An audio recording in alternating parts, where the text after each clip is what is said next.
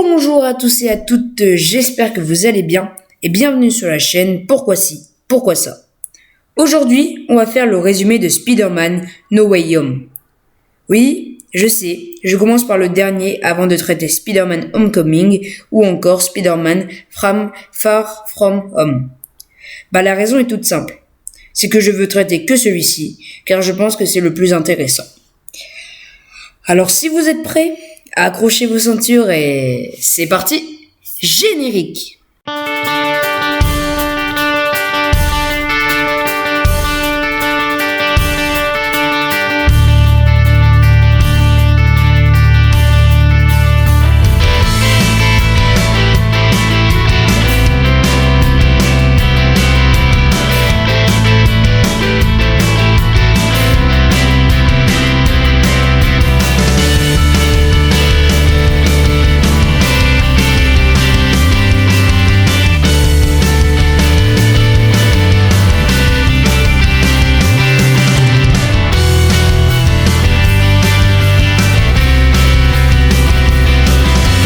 Bon, commençons par le commencement. Après que Mysterio ait dévoilé publiquement l'identité de Spider-Man et l'avoir accusé de meurtre, Peter, Happy, MJ, Ned et Tante May sont interrogés par le Damage Control, l'agence de gestion des crises du gouvernement américain. L'avocat Daredevil obtient l'abandon des charges, mais le groupe continue à pâtir d'une mauvaise réputation. Après le rejet des candidatures de Peter, MJ et Ned au MIT, Peter se rend au Saint des Saints pour demander de l'aide au Dr Strange. Ce dernier lui propose un sortilège, les runes de Kof-Kol, qui ferait oublier au monde entier que Peter Parker est Spider-Man et, malgré les avertissements de Wong, Strange décide quand même d'effectuer le sort. Pendant que Strange lance le sort, Peter demande des modifications pour permettre à MJ, Happy, Ned et May de conserver leurs souvenirs. Les interruptions corrompent le sort, mais Strange parvient à contenir et force Peter à sortir du sanctuaire. Peter tente alors de convaincre l'assistante du vice-chancelier du MIT, dont il est allé à la rencontre alors qu'elle était dans un taxi, coincée dans un bouchon sur le Alexander Hamilton Bridge, d'accepter les candidatures de MJ et Ned. Mais il est soudainement attaqué par Otto Octavius. Après un vif combat entre Octavius et Peter, Octavius remarque qu'il n'est pas le Peter Parker qu'il connaît. Après qu'Octavius ait extrait une partie de la nanotechnologie du costume d'Iron Spider de Peter, ce dernier réussit à contrôler les bras mécaniques d'Octavius et à le capturer. Mais le bouffon vert apparaît et attaque le pont. Strange sauve Peter et emprisonne Octavius dans une cellule magique dans le Sanctum, aux côtés de Kurt Connors, qu'il avait capturé plus tôt dans les égouts. Strange explique à Peter que le sort a attiré des personnes d'autres univers qui connaissent l'identité de Spider-Man et ordonne à ce dernier, MJ et Ned, de capturer les visiteurs restants. Après que Peter capture Max Dillon et Flint Marko, Norman Osborn reprend le contrôle de lui-même et de sa personnalité du bouffon et après avoir détruit son masque, se rend dans les locaux du FIAST, l'association caritative au sein de laquelle May est bénévole, où Peter le récupère. En discutant de leur affrontement avec Spider-Man, les méchants capturés se rendent compte que certains d'entre eux ont été extraits de leur univers juste avant leur mort.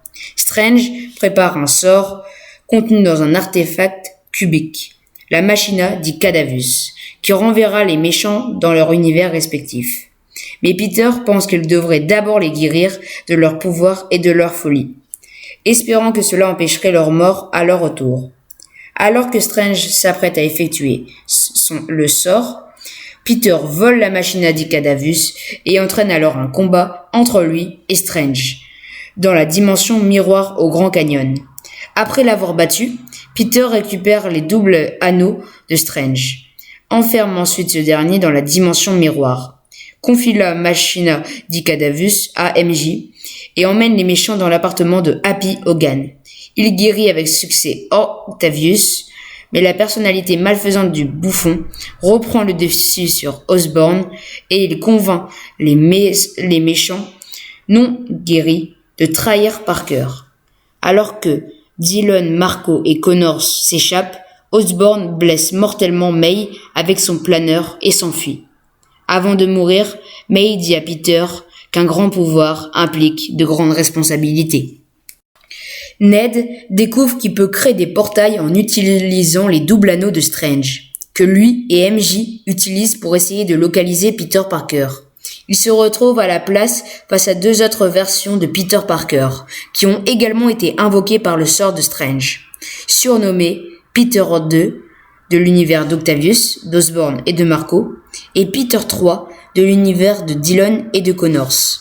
Ned et MJ retrouvent Peter et le réconfortent, tandis que les autres Spider-Man partagent leur propre histoire de perte d'êtres chers et l'encouragent à se battre en l'honneur de May.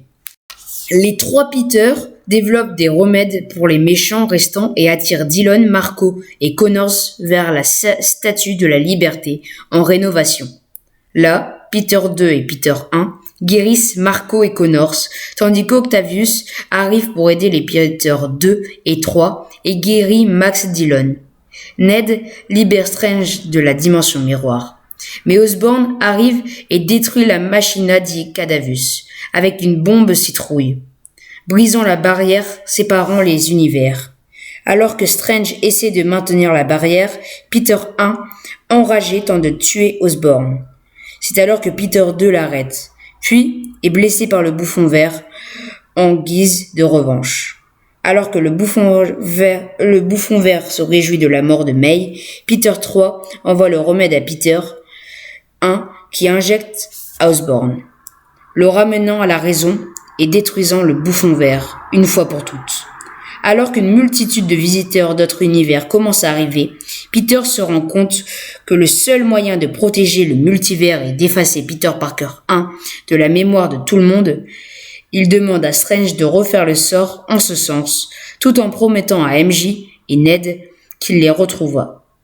Une fois le sort effectué, chacun est renvoyé dans son univers respectif, et l'existence de Peter 1 est effacée de la mémoire de tous les habitants de son univers.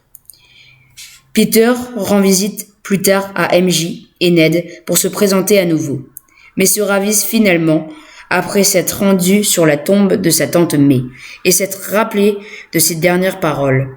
Il décide de poursuivre son activité de super-héros, se créant à cet effet un nouveau costume à la main. Fin. Donc voilà, c'était tout pour ce résumé. J'ai essayé de le faire un peu plus sérieux que celui avec Alice au Pays des Merveilles, dont je vous conseille d'aller le regarder. N'hésitez pas à me dire en commentaire si vous préférez quand je suis sérieux ou quand je joue la déconne pour faire mes résumés. Sinon, le film m'a plu. Il est assez long, mais il est super car il mêle humour, tristesse, suspense et action en un film. Je le conseille. Sur ce, j'espère que la vidéo vous a plu. Si c'est le cas, n'hésitez pas à vous abonner, lâcher un like et activer la cloche, car ça nous fait très plaisir et ça ne vous coûte rien. Sur ce, on vous remercie et on vous dit à bientôt. Ciao.